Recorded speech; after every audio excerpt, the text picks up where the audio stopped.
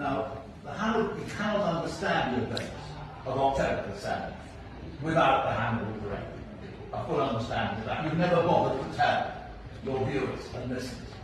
Now, Haaretz has reported it, Yeriot has reported it, Israeli papers, ABC News, the United Nations, the BBC. I would love to know why you have never reported, never mentioned it once on that. Question number one. Question number two. This report reveals that the BBC has only once, in passing, mentioned Ahia, and you cannot understand what is going on in Gaza, has been going on for the last almost 2 years, without knowing the Ahia doctrine is an official Israeli doctrine which licenses indiscriminate destruction of civilian assets, including people, in order to terrify the other side into resistance. The BBC has never once mentioned, except in passing, why not?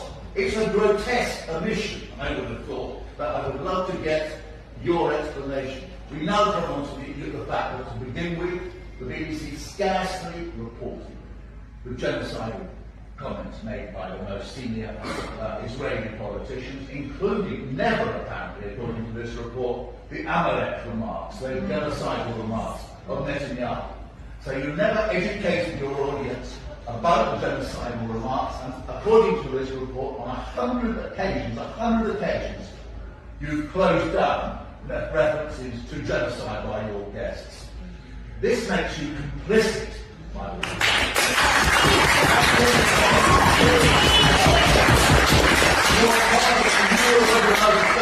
These immensely grave matters, you, the BBC, become complicit in them. Bear that in mind. I just want to mention one other thing. And I can't believe what I'm going to say. This figure of 6%, 170-something journalists murdered by Israel. BBC's only bothered to report 6% of them, whereas you beautifully reported 60% of Ukrainian journalists.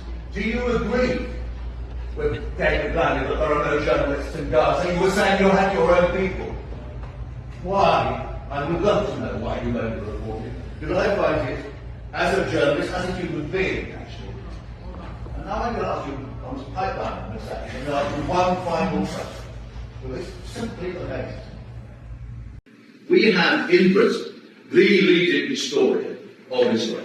His name is Avi Shleim. You won't have heard of him because you've never brought him on your channel. Avi Shleim is the leading historian. He's written more authoritative books about the history of Israel than anybody else. Now, he's never been invited. And before this meeting, I wrote to Avi Shleim. I didn't tell him why. I said, have you ever been approached by the BBC to come on our channels?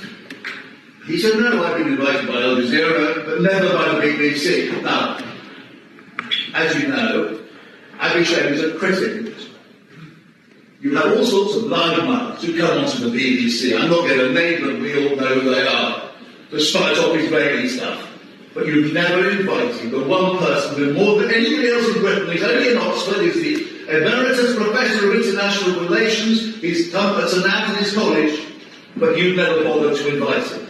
Doesn't that tell us something really kind of weird about the way you're conducting your coverage of this terrible conflict?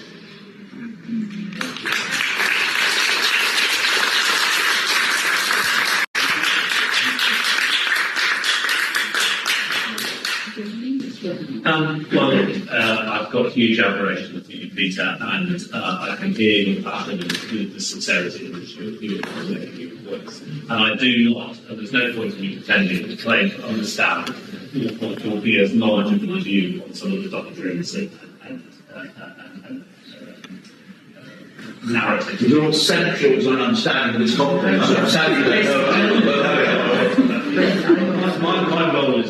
My role is to direct the journalism. I'm not a Middle East expert, and I wouldn't claim that I don't understand. So I will send somebody along who does, actually, who can defend BBC, rather than literally say you don't know what I'm talking about, because you've done that. That's a very important event.